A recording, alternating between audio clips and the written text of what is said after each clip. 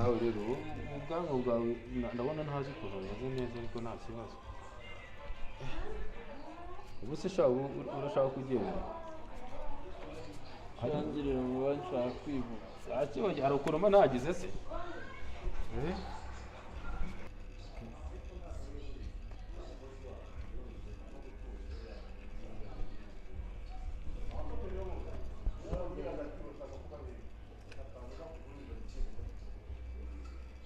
Gira naho wangu. Aha, nuzuza. Nawe ufite ubwanwa ntazi uko bumeze. Ntabwo buhuye neza. Ubwiteho wangu. Mami waje? Shamba nyine yarafite umutwe mutoya mwese musoreza vuba ako kanya nta bintu byo kwigora. Yari afite agatwe gatoya se? Yari afite agatwe gato? Siko yari ameze nka wa wundi najye mu minsi yashize nakoreye koko. Ubu ngubu hari umukiriya oya bari bameze kimwe. Urumva? Wagatebe ni gatoya urabona ko kumukorera biroroshye nta kibazo kirimo rwose. Nta kibazo. Yaba najyaga mbona bakabameze kuri nawe yaguhaye amafaranga meza. Nakuvuga yaguhaye amafaranga meza. Reba noneho wa wundi n'agati ameze nka wundi wejo bundi. Urumva? Wa wundi wejo bundi reba ukuntu yaje ameze. Reba agatwe yari afite na kwafe yashaka gufungisha. Umva ndaramubwiye ati mva iyi kwafe yawe rwose ntabwo ijyanye n'umutwe wawe. Arambwira ati wowe yebana yanyeretse amafoto. Nyine urabona ibintu kuri iki gihe ukuntu bimeze.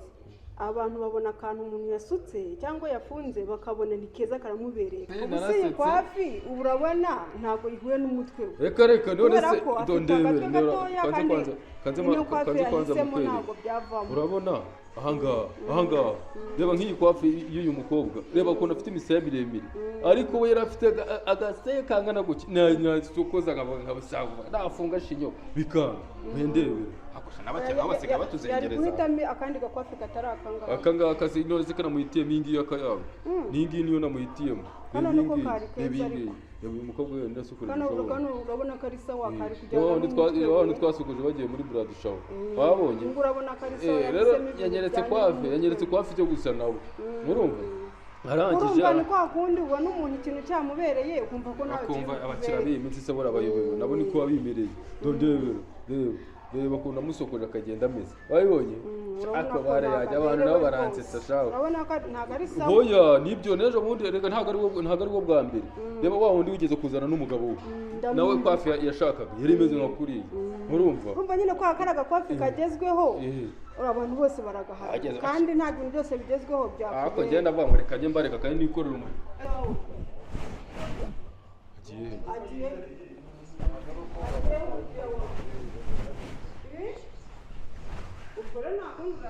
yajyanye ibyo ntabwo bindeba amafaranga ugomba kuyaverisa wabaye abatekamitwe ibyo byo gutekamitwe se birane wagombaga kwita ku mukiriya wawe wowe wagiye no kuma sitari bibagirwa akazi kawe oya turaza kubiganira oya nta kuganira amafaranga tuba twaje mu kazi wari buntezi tureze abantu bafite udutwe dutoya ukagira ngo hari ikintu nagira nyine ubwo umukiriya gucika gute kandi waje nta kundi nyine ubwo naho ubundi uzamuvagaho gute atakwishyura ariko igihombo ntabwo ari wamuvugaye se ubwo igihombo turakigabana oya ntabwo twakigabana hano twaje mu kazi ubwo urikora ku ikofi uverise rwose ntabwo none se ubwo agiye cyangwa none se agiye ureba hehe hanze mushakisha ubwo urayamba rwose n'amafaranga